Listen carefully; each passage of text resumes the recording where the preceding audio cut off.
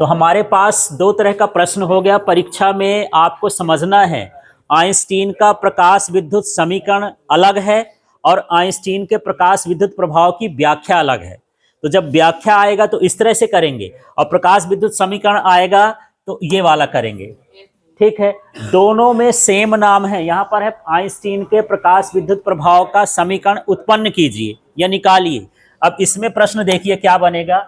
इसमें बनेगा आइंस्टीन के प्रकाश विद्युत प्रभाव की व्याख्या कीजिए। तो दोनों प्रश्न अलग अलग हैं, व्याख्या अलग रहेगा और समीकरण अलग रहेगा। इतनी चीज समझ में आ गई। अब जब ये समीकरण ये वाला निकाल लिया है, वो इसके आधार पर उसकी व्याख्या करता है। तो जो 4 नियम बताए थे ना प्रकाश विद्युत प्रभाव के, उसी नियम के अनुसार चलना है। पहला नियम है, हम उसमें पढ़े थे कि इलेक्ट्रॉन के उत्सर्जन और आपतित प्रकाश के बीच कोई समय पश्चता नहीं होती। मतलब ये कैसी प्रक्रिया है, तात्कालिक, तुरंत होने वाली है, उसी क्षण हो जाती है। ठीक है, तो यहां पर यही है कि इसने बताया अपने इसके आधार पर, समीकरण के आधार पर, यह एक कैसी प्रक्रिया होती है, एक तात्कालिक प्रक्रिया होती है ना। नियम के अनुसार ही चलेंगे। दूसरा ये कहता था कि उत्सर्जित इलेक्ट्रॉनों की संख्या आपतित तीव्रता के क्या होती है, समानुपाती होती है। ये भी यही कह रहा है। ये कह रहा है, यहां ध्यान से समझना, कि एक फोटॉन एक ही इलेक्ट्रॉन को क्या करता है, निकालता है ना। अब यदि फोटॉनों की संख्या बढ़ाओगे तो इलेक्ट्रॉनों की संख्या भी क्या होगी, बढ़ेगी। ऐसा समझ लेते हैं कि यहां पर ये बहुत सारे इलेक्ट्रॉन हैं। ऐसा नहीं कि एक फोटॉन आया तो सारे इलेक्ट्रॉन निकल जाएंगे। एक फोटॉन से एक इलेक्ट्रॉन, अगला फोटॉन आया फिर इलेक्ट्रॉन, माने फोटॉनों की संख्या बढ़ाओगे तो इलेक्ट्रॉनों की संख्या भी बढ़ जाएगी। तो फोटॉनों की संख्या का मतलब होता है क्या बढ़ाना, तीव्रता बढ़ाना। ठीक है, तो जो दूसरा नियम कहता था ना कि उत्सर्जित इलेक्ट्रॉनों की संख्या किस पर निर्भर करती है, तीव्रता पर, यह भी वही बता रहा है। ये बता रहा है कि भाई एक फोटॉन से एक ही इलेक्ट्रॉन निकलेगा। यदि आपको ज्यादा इलेक्ट्रॉन निकालना है तो फोटॉन बढ़ाना पड़ेगा, और फोटॉन बढ़ाने को हम क्या बोलते हैं, तीव्रता। ठीक है, तो ये दूसरी लाइन समझ में आ गई। एक फोटॉन से क्या निकलेगा, एक इलेक्ट्रॉन। ठीक है, अर्थात उत्सर्जित इलेक्ट्रॉनों की संख्या किस पर निर्भर करती है, तीव्रता पर।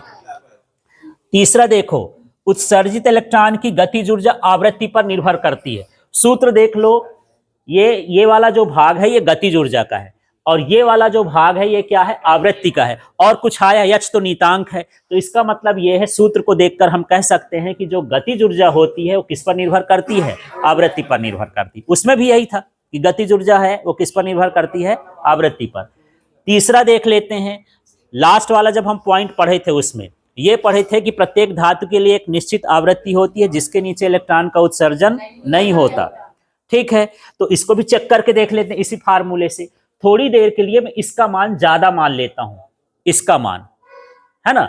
मान लो मेरे पास जो आवृत्ति है ये 20 हर्ज है और यहां पर जो देहली आवृत्ति है ये 30 हर्ज है। तो इसका मान किस में आ जाएगा यार, -10। और जब -10 आ गया तो गतिज ऊर्जा का मान भी क्या हो गया, माइनस हो गया। और गतिज ऊर्जा कभी भी माइनस में नहीं रहती, हमेशा क्या होती है, धनात्मक, प्लस में रहती है।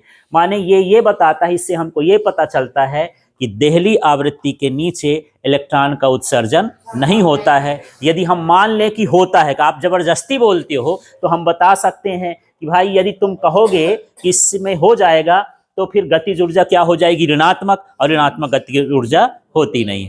तो इस तरह से ये चारों पॉइंट की जो प्रकाश विद्युत प्रभाव के नियम है उसकी ये क्या कर देता है, व्याख्या कर देता है ये समीकरण। तो दोबारा से देख लेते हैं। व्याख्यान के अनुसार ये क्या है, एक तात्कालिक प्रक्रिया है। दूसरा, एक फोटॉन से एक ही इलेक्ट्रॉन निकलता है, माने इलेक्ट्रॉनों का उत्सर्जन किस पर निर्भर करता है, तीव्रता पर। ठीक है, इसी सूत्र से हम बता सकते हैं कि इलेक्ट्रॉनों की गतिज ऊर्जा किस पर निर्भर करती है, आवृत्ति पर। इसको देख के ये बता देना है। फिर यही है कि देहली आवृत्ति के नीचे इलेक्ट्रॉन का उत्सर्जन नहीं होता।